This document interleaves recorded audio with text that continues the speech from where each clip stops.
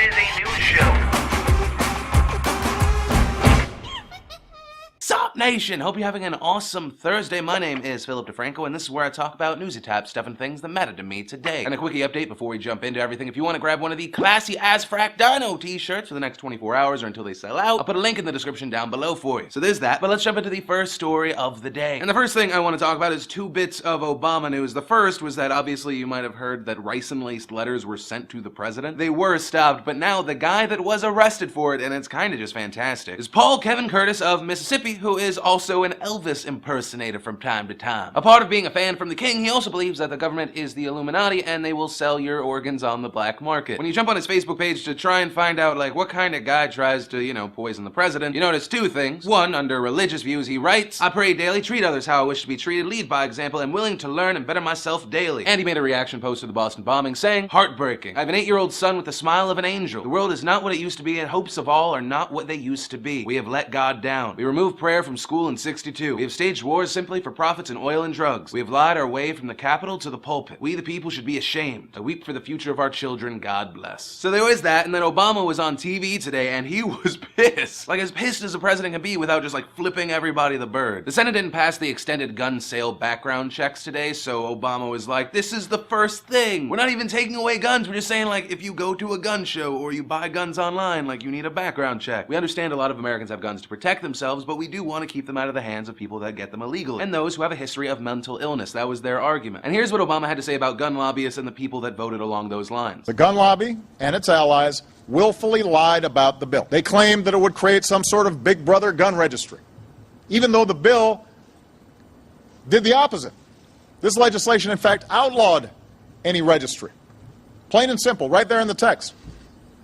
But that didn't matter. And unfortunately, this pattern of spreading untruths about this legislation served a purpose, because those lies upset an intense minority of gun owners, and that in turn intimidated a lot of senators. There were no coherent arguments as to why we wouldn't do this. It came down to politics. The worry that that vocal minority of gun owners would come after them in future elections. They worried that the gun lobby would spend a lot of money and paint them as anti-Second Amendment. And so they caved to the pressure. So here's the deal. I am pro-gun. I believe I should have the right to have guns at home to protect myself. But I am also in the favor of actually having background checks to make sure that guns don't get in the hands of criminals and get into the hands of people that have prior mental illness. But the bigger deal here is essentially what Obama said to the American people right now. The lobbyists own politicians. Whether it be the NRA, the GMO king Monsanto, or even, you can go the other route. The organic groups that want companies like Monsanto to go down, not maybe just because they're a bad company, but because their profits would go up as well. And at the end of the day, money talks, money stalks, money kills. And the true world of politics that we live in today isn't that the NRA supports people that also happen to be in the NRA or have laws that are like that. But we live in a political world now where a lobbyist isn't going over to someone and saying, hey, you have our same ideals, we're gonna support you. Instead, it's, hey, if you do take our ideals, we'll support you. And in my lifetime, more often than not, when you send someone over to DC, it's so easy to forget those people back home. The people that you are supposed to represent. But a question to you, nation, are there politicians out there that you do respect, that you do believe in? Why not? And then I want to talk about the wild news out of West Texas. West Texas is just this small community of 2,800 people. It's 20 miles up from Waco, Texas. And at first there was a report that a fertilizer plant was on fire, and I was like,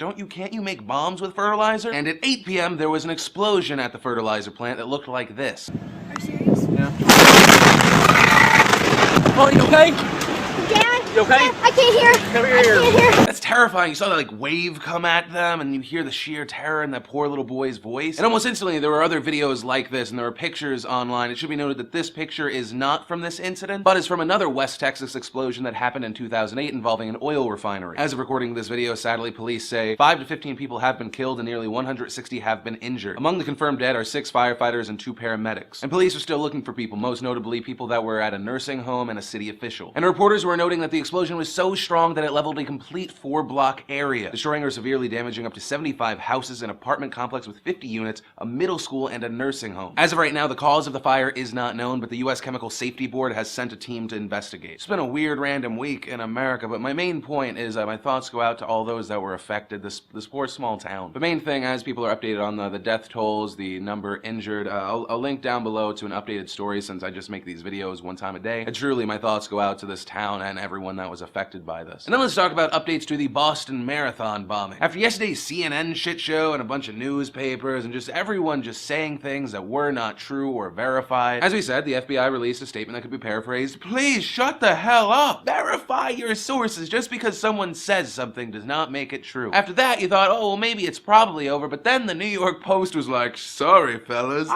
So you think sensationalism and ignorance is your ally, but you merely adopted it. I was born in it, molded by it. That's my bane. It's a terrible bane, but it is true. The New York Post is like a pig in sensationalism and ignorance, and CNN and the rest of the news organizations are just merely drunk co-eds having fun and tipping cows. I say that because the picture of the New York Post this morning was bagmen. Feds seek these two pictured at Boston Marathon. And just like that, they made 2 people targets. Congratulations. As CBS reported, neither of these men are likely to be a suspect in the bombing. These are not the pictures that the FBI said they were released today. These are pictures we saw on the internet yesterday. A good number of people crowd sleuthing the internet already knew that this kid wasn't even a suspect. He's there because he was a runner. Now granted, he was brown, which makes him evil. But yeah, he's just a Moroccan-American kid, local high school soccer player, track runner, which is likely why he's at the Boston Marathon. After realizing all these people thought that he was doing stuff, he went to his Facebook and he was like, I did not do it, just know that. I'm gonna go to the courthouse or wherever right now and just like explain to them I didn't do anything, they can talk to me. And then there was also the Saudi national, but then people realized that he wasn't actually a suspect, but he might also be getting deported. And there's all sorts of conflicting reports about just that as well. And in the ignorance that is the New York Post, under this thing where they're essentially like, these guys did it, they have an article of idiots beat up Arab in revenge. Who do you think is inciting that blind rage, you fucking idiots? Like, I don't know what to say to these news organizations. Like, it's not an exclusive or a scoop if it's not true. It just hurts my brain. And Nation, a last second update to this story, the FBI just released images of the 2 suspects of the Boston Marathon bombing. Because of the flood of traffic of people wanting to see who did this, trying to help out, the FBI website went down. Obviously, I'm including these pictures in this video, but if you want to see the highest res possible, link down below to see. So hopefully someone recognizes them and reports them. And once again, we will continue updating the story on the site as it happens. And then to take a break from reality for a second, because I feel like we need it, we have Sexy Time news thanks to Allison Brie in Esquire magazine. Most of you probably know her from Community or Mad Men, but she's just awesome. Random side note, she's also the person that inspired me for my equation of general hotness. Male or female, you take H times P divided by 100, that is your hotness level. H being physical hotness, P being personality, then you divide by 100 because you need a scale, and that is how you find the one. All that being said, the photo shoot is half good. Most of the pictures are sexy in spite of how they were shot, but that just speaks more to the amazingness that is Miss Allison Brie. So because of that, if you want to see the pictures from the Esquire photo shoot as well as a lot of my favorites, I'll link to that down below. But Nation, that's really everything I want to talk about and brings us to the question of the day. Who/what is your perfect partner? Like, if you would describe like who you want to end up with, what would they be? And you don't have to use my equation. Remember to possibly be pelted with $50 worth of stuff from FullHumanPeoples.com. Leave a comment down below, join the conversation. While you're at it, you can hit the like button, favorite if you really like it. Also, big thanks to the sponsor of today's show, Netflix.com/PhillyD. You use that URL, you get a free month of instant streaming movies. But of course, as always, my name is Philip DeFranco. You've just been filled in. I love your faces, and I'll see you Saturday.